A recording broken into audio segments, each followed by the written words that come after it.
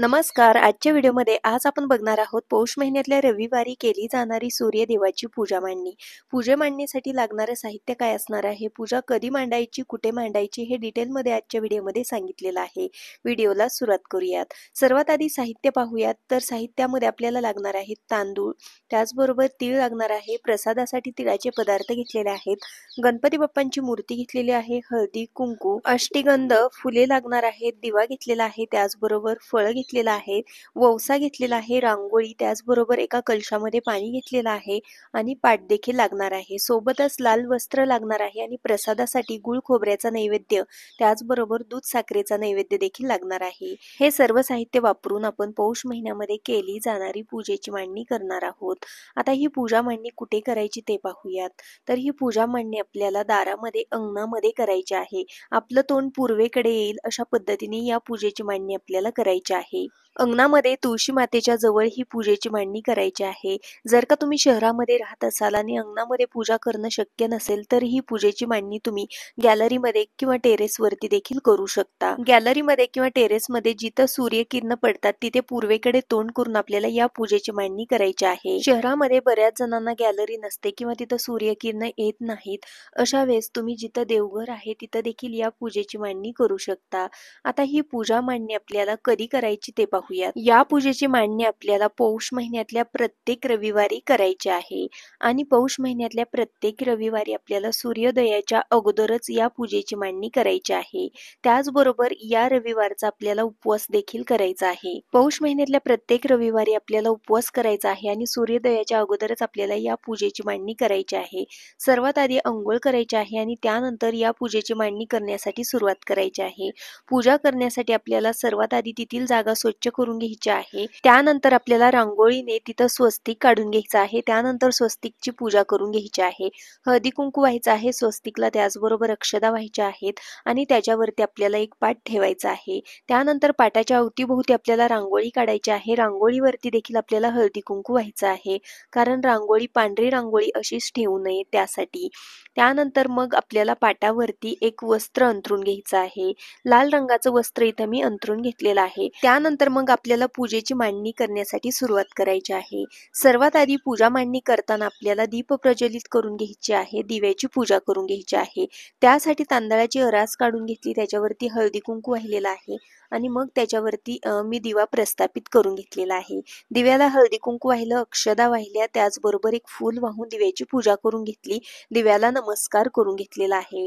त्यानंतर मग आपल्याला स्वतःला हळदी कुंकू लावून घ्यायचं आहे. हळदी कुंकू लावून घेतल्यानंतर मग आपल्याला गणपती बाप्पांची पूजा करून घ्यायची आहे. त्यासाठी तांदळाची अरास घालून घेतली, त्याच्यावरती हळदी कुंकू व्हायचं आहे आणि मग त्याच्यावरती आपल्याला गणपती बाप्पांची मूर्ती प्रस्थापित करून घ्यायची आहे. इथं तुम्ही गणपती बाप्पांच्या मूर्तीला पंचामृताने आणि पाण्याने स्नान घालून घेऊ शकता. त्या अगोदरच इथं मी घालून घेतलेलं आहे. त्यानंतर बाप्पांची मूर्ती आपल्याला प्रस्थापित करून घ्यायची आहे.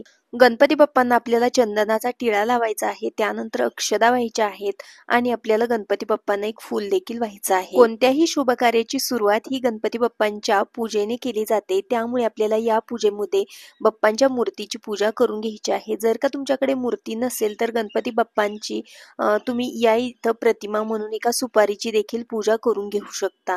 बाप्पांची पूजा करून झाल्यानंतर इथं मी रांगोळीने सूर्यदेवाची प्रतिमा काढून घेतलेली आहे. रांगोळीने जसं शक्य आहे तसं आपल्याला सूर्यदेवाची प्रतिमा काढायची आहे. आपल्या डाव्या बाजूला आपल्याला गोपद्म काढून घ्यायचे आहेत, तर 4 गोपद्म मी काढून घेतलेले आहे. त्याचबरोबर आपल्या उजव्या बाजूला आपल्याला रानूबाईची प्रतिमा काढून घ्यायची आहे. रांगोळीने सूर्यदेवाची, त्याचबरोबर गोपद्माची आणि रानूबाईंची प्रतिमा काढून झाल्यानंतर आपल्याला तिन्ही प्रतिमेची हळदी कुंकू वाहून, त्याचबरोबर अक्षदा वाहून पूजा करायची आहे.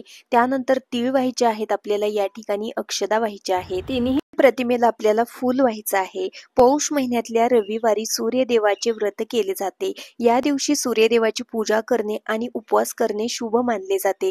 रविवार हा सूर्यदेवाचा दिवस मानला जातो. सूर्यदेवाला जल अर्पण करणे शुभ मानले जाते. पौष महिन्यात सूर्यदेव धनु राशीत असतात. ऐश्वर्य, धन, कीर्ती, ज्ञान आणि वैराग्य यांनी परिपूर्ण असलेल्या सूर्यदेवाचे भगरूप हे परब्रह्म स्वरूप मानले जाते. रविवारी काहीतरी काम करणे शुभ मानले जाते. त्याचबरोबर रविवारी तिळाचे पदार्थ दान केले जातात. त्याचबरोबर लाल रंगाचे वस्त्र देखील दान केले जाते. तिन्ही प्रतिमेची पूजा करून झाल्यानंतर आपल्याला इथं ओवसा वाहून घ्यायचा आहे. पौष महिन्यामध्येच मकर संक्रांती येते, त्यामुळे इथं आपण ओवसा देखील वाहत आहोत. वंशामध्ये ऊस, गाजर, ओला वटाणा, ओल्या हरभऱ्याचा जो डहाळ्याच्या बिया असतात त्या देखील घेतलेल्या आहेत. त्याचबरोबर बोरं घेतलेले आहेत. पूजेमध्ये आपल्याला प्रसाद ठेवायचा आहे. प्रसादामध्ये गुळ खोबऱ्याचा नैवेद्य ठेवलेला आहे. तिळाचे गोड पदार्थ ठेवले. त्याचबरोबर फळं ठेवायचे आहेत.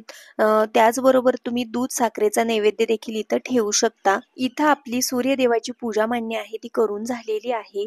धूप लावून आपल्याला ओवाळून घ्यायचं आहे. त्यानंतर आपल्याला कलशामध्ये पाणी घ्यायचं आहे आणि पाण्यामध्ये आपल्याला या ठिकाणी फुलं व्हायची आहेत किंवा फुलांच्या पाकळ्या व्हायच्या आहेत. त्याचबरोबर अक्षदा आणि तीळ वाहून अशा प्रकारे आपल्याला सूर्याला अर्घ्य द्यायचं आहे, म्हणजेच जल अर्पित करायचं आहे. जल अर्पित करून आपल्याला सूर्यदेवाची देखील पूजा करून घ्यायची आहे आणि नमस्कार करायचा आहे.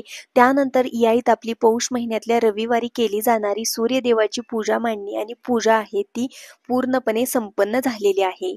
पूजा मांडणी करून झाल्यानंतर आपल्याला आदित्य रानूबाईची जी कहाणी असते ती आपल्याला कहाणी वाचायची आहे. अशी ही पौष महिन्यातल्या रविवारी केली जाणारी सूर्यदेवाची पूजा मांडणी आणि पूजा व्रत आहे ते आपल्याला पौष महिन्यातल्या प्रत्येक रविवारी करायचं असतं. त्याचबरोबर उपवास देखील करायचा असतो आणि हा उपवास आहे तो आपल्याला सूर्यास्ताच्या अगोदरच सोडायचा असतो.